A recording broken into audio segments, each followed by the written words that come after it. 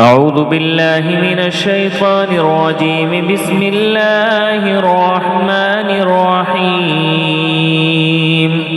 يا أيها النبي إذا طلقتم النساء فطلقوهن لعدتهن وأحصوا العدة واتقوا الله ربكم لا تخرجوهن من بيوتهن ولا يخرجن إلا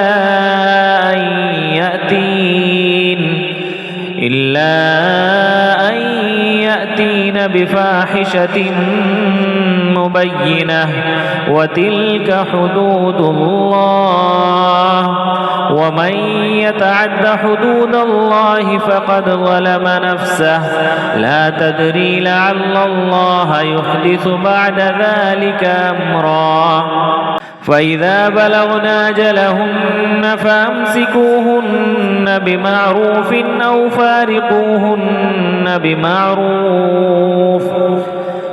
فارقوهن بمعروف وأشهدوا ذوي عدل منكم وأقيموا الشهادة لله ذلكم يوعظ به من كان يؤمن بالله واليوم الآخر ومن يتق الله يجعل له مخرجا ويرزقه من حيث لا يحتسب ومن يتوكل على الله فهو حسبه إن الله بالغ أمره قد جعل الله لكل شيء قدرا. واللائي يئسن من المحيض من نسائكم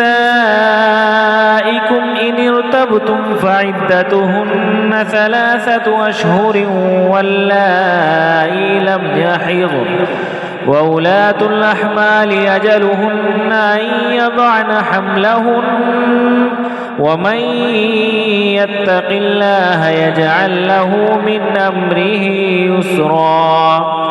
ذلك أمر الله أنزله إليكم ومن يتق الله يكفر عنه سيئاته ويعظم له أجرا. أسكنوهن من حيث سكنتم من وجدكم ولا تضاروهن لتضيقوا عليهن وإن كن أولات حمل فأنفقوا عليهن حتى يضعن حملهن فإن أرضعن لكم فآتوهن أجورهن وأتمروا بينكم بمعروف وإن تعاسرتم فسترضع له أخرى.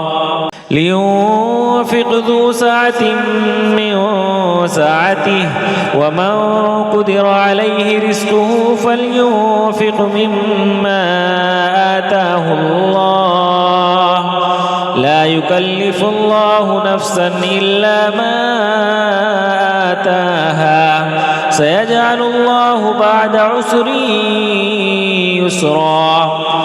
وكأي من قرية عتت عن أمر ربها ورسله فحاسبناها حسابا شديدا وعذبناها عذابا نكرا فذاقت وبال أمرها وكان عاقبة أمرها خسرا.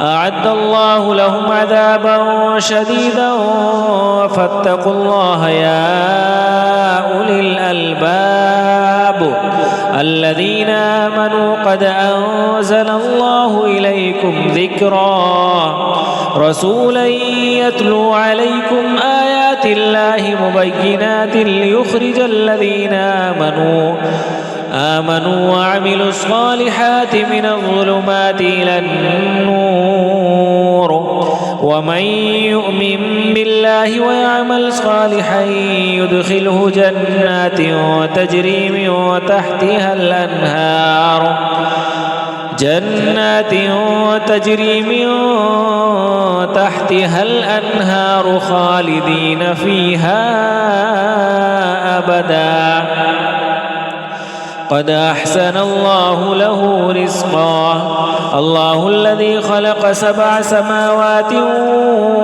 ومن الأرض مثلهن يتنزل الأمر بينهن لتعلموا أن الله على كل شيء